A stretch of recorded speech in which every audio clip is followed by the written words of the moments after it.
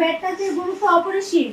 প্রতিটা ছেলে এবং মেয়ে একেবারে শূন্য থেকে যত বয়স হোক না কেন কখনো তোমাদের শরীরে অনাকাঙ্ক্ষিত স্পর্শকে তোমরা অ্যালাউ করবে না, ঠিক আছে? আমরা এখানে স্বেচ্ছায় বাচ্চাদেরকে শিক্ষাদান করে থাকি। আমাদের স্কুলটা অসহায়, দরিদ্র এবং দুস্থ বাচ্চাদের নিয়ে আমরা এখানে স্কুল চালু করেছি। আমাদের প্রতিষ্ঠানে অনেক প্রতিবন্ধী বাচ্চা আছে, এমন দরিদ্র ঘরের বাচ্চা আছে যারা 3 বেলা ঠিকমতো খাবারও খেতে পারে না।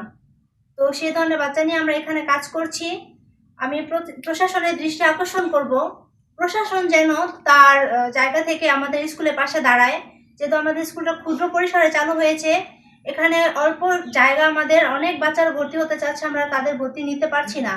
যদি প্রশাসন আমাদের পাশে দাঁড়ায় এবং একটা স্কুলের জন্য জায়গার বরাদ্দ করে দেন, তাহলে এই বাচ্চাদের নিয়ে আমরা স্কুলটা আরো অনেক দূর এগিয়ে নিয়ে যেতে পারি। আমাদের স্কুলটা 2024 সাল থেকে পথ চলা শুরু করেছে। এটা একটা ভালো উদ্যোগ, যে স্বপ্নচি পাঠশালা যে উদ্যোগ নিছে বড় ভাই, এই উদ্যোগটা একটা খুব জ্ঞানী উদ্যোগ, যে যারা শিক্ষা বঞ্চিত মানুষ তাদের জন্য, যারা নিরীহ গরিব তাদের জন্য যে বিনামূল্যে লেখাপড়া করা, বই দেওয়া, এটা খুব ভালো উদ্যোগ। এই উদ্যোগে সমাজে যারা বিত্তশীল আছে তারা যদি এগিয়ে আসে তাহলে সহযোগিতা হয় অনেক।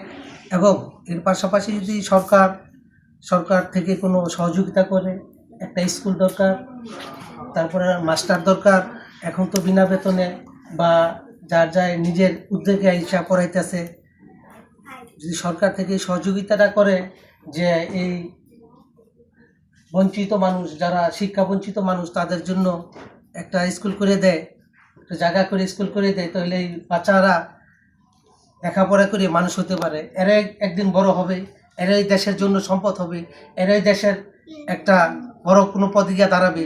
আমি সরকারের কাছ থেকে অনুরোধ করব বা আশা করব যে সরকার যেন এদিকে একটু দৃষ্টি দেয়, যেন এই একটা পাঠাগার হয়। পাঠাগার হইলে এখানকার মানুষ, বঞ্চিত যে মানুষগুলো আছে তারা লেখাপড়া করে মানুষ হতে পারে।